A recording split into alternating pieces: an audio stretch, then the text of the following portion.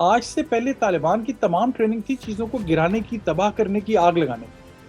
آج ان کی 15 اگست 2021 کو ڈیوٹی بن گئی کہ نہیں، تم تو گورنر ہو، تم نے تو چیزوں کو رن کرنا ہے، یو آر دی ایڈمنسٹریٹرز۔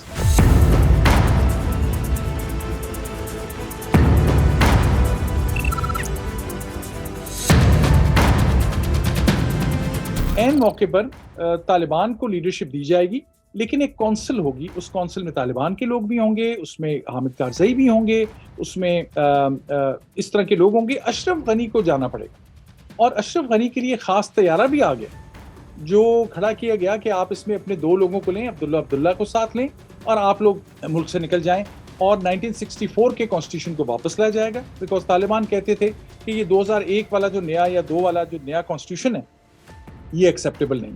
تو یہ یہاں تک جو افغانستان کی حکومت کے کچھ سمجھدار لوگ تھے ان کے درمیان، طالبان کے درمیان بیک ڈور یہ ایک ڈیل تھی جو فائنلائز ہو چکی تھی۔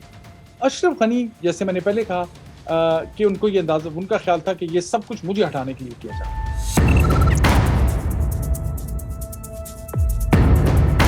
وہ عین موقع پہ جب ان کو لگا کہ یہ سچویشن کے ہاتھ سے نکل گئی ہے، تو انہوں نے کہا کہ اچھا، وہ جسے ہم اردو میں کہتے ہیں ہم تو ڈوبیں گے صنم، تم کو بھی لے ڈوبیں، کہ I'll go down but I'll take you down as well۔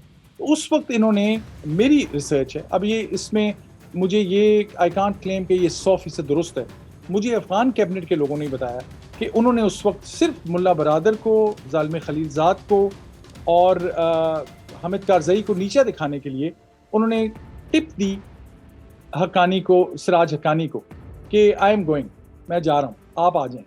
اور تو سب سے پہلے جو لوگ داخل ہوئے وہ یہ نہیں کہ سراج حقانی کو اہم نہیں تھے، ان کا اپنا بہت بڑا گروپ تھا، 30-40 ہزار کی ان کے پاس گراؤنڈ فورسز تھیں، ان کا جتنے آخر میں ایکسٹریمسٹ کابل پہ اٹیک ہوتے تھے اس کے وہ پیچھے تھے، تو ان کے پاس طاقت تو بہت تھی، لیکن یہ نہیں پتا تھا کہ سب سے پہلے کون آ کے قبضہ کرے گا کابل پہ۔ ملا یعقوب بھی تھے، ملا عمر کے بیٹے، ان کا اپنا کلیم تھا، ان کا خیال تھا کہ کیونکہ ان کے والد نے یہ پوری تحریک شروع کی تھی تو شاید ان کا کلیم ہے کہ ان کے پاس بھی لیڈرشپ رول ہونا چاہیے۔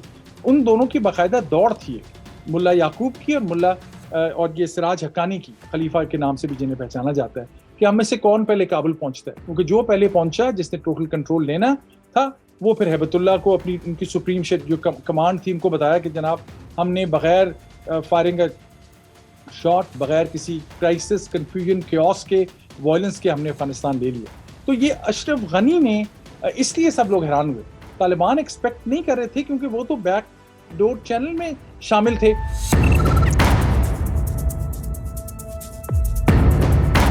دیکھیے، جب یہ بالکل سرپرائزنگ طریقے سے طالبان پہنچ گئے، اور بلکہ میں نے ایک واقعہ کتاب میں لکھا ہے کہ طالبان کے کچھ ینگ لوگ بھی تھے جن کو کچھ زیادہ نہیں پتا تھا سوائے اس کے جو بنیادی ان کی انفارمیشن ہے ان کے فون کے ذریعے۔ اس میں سے ایک گروپ کے لڑکوں کو جن سے میری بات ہوئی، جو میں نے کتاب میں ذکر کیا ہے، وہ جب کابل میں پہنچ گئے، سب سے پہلے جو لوگ پہنچے پریزیڈینشل پیلس میں، تو وہ طالبان لڑکے کو میں نے کوٹ کیا ہے، وہ میرا خیال ہے 17-18 سال اس کی عمر ہے۔ اس نے کہا جب ہم وہاں پہنچ گئے اور اب ہم انتظار کرتے رہے، تو شام کو ہم انہوں نے کہا کہ جو ہمارے مینیجرز تھے یا لیڈ تھے، انہوں نے کہا کہ جائیں اب آپ کمرہ ڈھونڈ لیں، سوئیں، کل صبح بات ہوئی۔ اس نے کہا ہم جو ینگ لوگ تھے، ہم تو تیاری کرتے کہ ہم نے اس بلڈنگ کو گرانا ہے، ہم کہاں سے گرائیں گے؟ تو وہ بڑے حیران ہوئے کہ ہم سونا ہے، ہمیں اس بلڈنگ کو تباہ نہیں کرنا۔ اور یہ واقعہ میں نے اس لیے لکھا کہ یہ بڑا انسائٹ فل ہے۔ آج سے پہلے طالبان کی تمام ٹریننگ تھی چیزوں کو گرانے کی، تباہ کرنے کی، آگ لگانے کی۔ آج ان کی 15 اگست 2021 کو ڈیوٹی بن گئی کہ نہیں، تم تو گورنر ہو، تم نے تو چیزوں کو رن کرنا ہے، یو آر دی ایڈمنسٹریٹرز، اب یہ حکومت کی ذمہ داری تمہاری ہے۔ اس کے لیے ان کی کوئی تیاری نہیں تھی۔ شیڈو گورنرز تھے، شیڈو گورنر کا کام بھی کیا ہوتا تھا، میں نے ڈسٹرکٹ کو تباہ کر دیا۔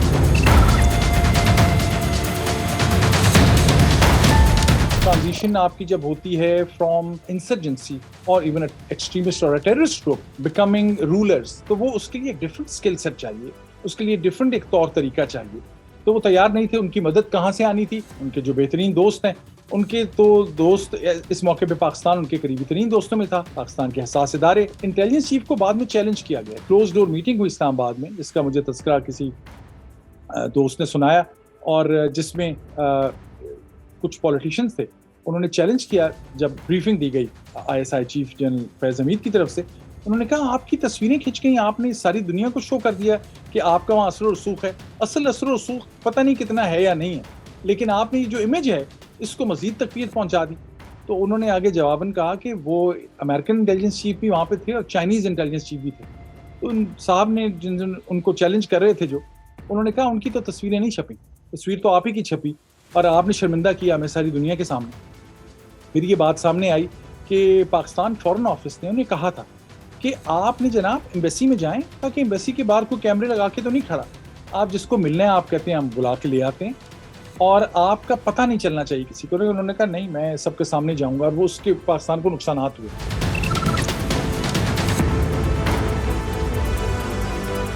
گئے وہ کیوں تھے؟ کیبنٹ جب بن رہی تھی نئی، تو جیسے میں نے عرض کیا تھا کہ طالبان کے 3 4 5 بڑے گروپس تھے. ایک اولڈ گارڈ تھا، یہ وہی تھا ملا ہیبت اللہ. اب کہاں رہتے اتنے عرصے؟ کوئٹہ کے قریب ایک مدرسہ چلاتے تھے. ان کے کچھ لوگ جو تھے افغان کیمپس میں، جو ریفیوجی کیمپس سے وہاں پہ رہتے، کچھ ان کے لوگ پشاور میں رہتے تھے، کچھ ان کے لوگ افغانستان کے اندر ظاہری باتیں لڑتے تھے. جو پرانے لوگ تھے، جو اب سوچیں نا کہ جو 1996 میں مڈل ایج تھے یا ینگ تھے ریلیٹیولی، جو ان کے لیڈرز تھے، وہ 30 سال کے بعد، یعنی اس وقت سے لے کے 95 سے لے کے 2021 تک کی 21 سال، یہ 25-26 سال کے بعد، وہ اب ان کی عمریں ایسی تو نہیں تھی کہ وہ میدان جنگ میں جا کے، میدان کارزار میں وہ جنگیں لڑتے، اور اتنی ان کی فزیکل کیپیسٹی نہیں تھی. تو وہ کوئی دوحہ میں رہتا تھا، کوئی یو اے میں کہیں رہتا تھا، کوئی پاکستان میں کراچی میں رہتا تھا. یہ تمام لوگ ایک اولڈ گارڈ تھے، ان کی عزت کی جاتی تھی سسٹم کے اندر.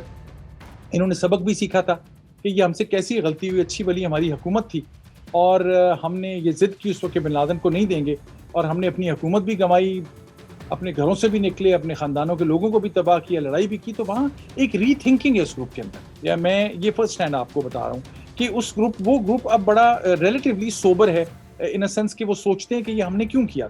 وہ ایسے ایکسٹریمسٹ یا ہارڈ لائنر نہیں ہیں. پھر ایک بیچ کا گروپ ہے جو ملٹری کمانڈرز ہیں. ملٹری کمانڈرز جو جنگ کے بیچ میں ہوتے ہیں، ان کو ایک ڈفرنٹ قسم کی سوچ اور ایک ڈفرنٹ قسم کا ایٹیٹیوڈ رکھنا ہوتا ہے، ورنہ وہ جنگ نہیں لڑ سکتے. اور وہ تھوڑے سے اگریسو بھی ہوتے ہیں، وہ ریجڈ بھی ہوتے ہیں. ان کو اپنی جو گراؤنڈ پہ کامیابی ہے ان کی ملٹریلی، اس کا بھی زوم ہوتا ہے. دنیا کی طاقتور ترین فوجیں وہاں پہ موجود تھیں، ان کے ساتھ لڑنا کوئی آسان کام تو نہیں تھا. تیسرے وہ لوگ ہوتے ہیں جو عام افغان تھے. اب باہر سے دیکھنے والوں نے تو کسی کو دیکھا تو انہوں نے کہا اچھا اس نے ٹربن پہنا ہوا ہے، اچھا اس نے زبردست کپڑے پہنے، اس کی لمبی سی داڑھی، یہ طالبان ہوگا. وہاں تو ہر آدمی کا یہ ڈریس ہے. یہ باہر کے لوگوں کو بعض بڑی غلطی ہوئی ان سے لوگوں کو پروفائل کرنے کے لیے، کیونکہ وہ ڈریس کوڈ سے پروفائل کرتے ہیں. کچھ ایکسٹریمسٹ تھے، ہارڈ لائنرز تھے، اولڈ گارڈ تھے، کچھ طالبان کے نئے لوگ تھے. جو پرانے طالبان نے تو کیا دیکھا تھا؟ انہوں نے تو دیکھا تھا قندھار، بہت 30 مارخان جو تھے ان میں سے انہوں نے کابل دیکھا ہوا تھا، یا وہ جسے ہم کہتے ہیں ملا کی دوڑ مسجد تک. میں ڈیروگیٹری طریقے سے نہیں کہہ رہا، محاورتاً میں کہہ رہا ہوں. کچھ نے پشاور دیکھا ہوا تھا، کچھ کوئٹہ شورا والوں نے کوئٹہ دیکھا ہوا تھا. اب جو 20 سال میں طالبان تھے، یہ دوحہ کے انہوں نے بڑی بڑی عمارتوں بلڈنگز میں رہے ہوئے تھے. انہوں نے یو اے ای دیکھا ہوا تھا. وہ ملا منصور جو طالبان کے پرانے لیڈر تھے، جب وہ ڈرون سٹرائک میں مارے گئے تو اس سے پہلے وہ جاتے تھے، میں نے لکھا ہے کتاب میں، وہ کتنی وزٹس کرتے تھے اور کس طرح کے عجیب و غریب ان کے شوق تھے. اور وہ ساری دنیا پھرتے تھے، پورے ریجن میں گلف میں سیرنگ کیا کرتے تھے. تو جو ایک طالبان کا وہ حصہ ہے جن کا ایکسپوجر بہت بڑھ چکا تھا. اب یہ جو آئی فون اور فون ان کے ہاتھ میں ہیں، اس سے پوری دنیا ان کے ہاتھ میں. تو یہ جو نئے طالبان تھے، ان کا ایکسپوجر تھا ریلیٹیولی زیادہ. یہ تمام لوگ جو تھے، ان کے اندر پھر اب لڑائی تھی کہ اچھا کیبنٹ میں کون آئے گا، who will be represented, the old guard, the new Taliban. ان میں آرگنائز کرائم کے لوگ بھی تھے جن کا کام ہیروئن بیچنا اور ڈرگ ڈیلر، ان کی بھی انفلوئنس اور پاور تھی. کچھ بالکل ریلیجیس ایلیمنٹ تھے، بالکل جن کا کام کلرجی کا تھا. وہ اپنا ان کا کتاب حدیث سے اور قرآن سے جو وہ پڑھتے تھے، وہ بالکل اسی کے اندر مقید تھے. یہ لڑائی تھی. اس میں پاکستان کی انٹیلیجنس چیف کا انٹرسٹ یہ تھا کہ جو ان کے دوست احباب ہیں وہ بھی اس کیبنٹ میں آئیں. کہنے والوں نے یہ کہا کہ جناب پاکستان کے آئی ایس آئی چیف نے کیبنٹ بنوا دی، لیکن اس میں 33 لوگ ہیں. اگر ان کے 10 بندے بھی انہوں نے شامل کروا لیے تو ان کے لیے بہت بڑی بات ہے. اور میرا خیال ہے، میرا اندازہ ایسا ہی ہے کہ کوئی 10 سے 12 لوگ تھے جو ان کی مرضی سے شامل ہوئے، باقی لوگ دوسرے، ہر ایک کی اپنی زون آف انفلوئنس تھا. تو اس طرح سے کیبنٹ بنی. پھر ان کو یہ نہیں پتا تھا کہ ہم نے اگلا میتھڈ کیا لے کے چلنا ہے. کچھ نے کہا کہ اب کانسٹیٹیوشن تو تھا نہیں کوئی, اور لویا جرگہ بھی انہوں نے کرنا نہیں چاہتے تھے کیونکہ ان کی پاور ساری ڈفرنٹ طرح کے ان کے ریلیجس ایلیمنٹس کے اندر تھی. تو انہوں نے یہ تو فیصلہ کر لیا کہ جو ہمارے امیر ہیں, ٹاپ لیڈر ہیں, وہ رہیں گے. انہوں نے کہا میں تو قندھار میں رہوں گا. کچھ لوگوں کا خیال ہے کہ وہ ایران کے ماڈل کو فالو کر رہے ہیں کیونکہ وہاں ایک ولایت فقیہ ہیں جو ٹاپ اسپریچول ان کے لیڈر ہیں, وہ ان کے ٹاپ سپریم لیڈر ہیں. تو یہ انہوں نے سوچا کہ میں قندھار میں رہوں گا کیونکہ وہاں ان کی ہارٹ لینڈ ہے, ہب ہے, ہارٹ آف طالبان ہے قندھار میں. اور جو کیبنٹس ہیں, کیبنٹ پوزیشنز ہیں, ڈفرینٹ منسٹریز ہیں, ان میں سب لوگ آ گئے. اس میں کابل میں آ گئے.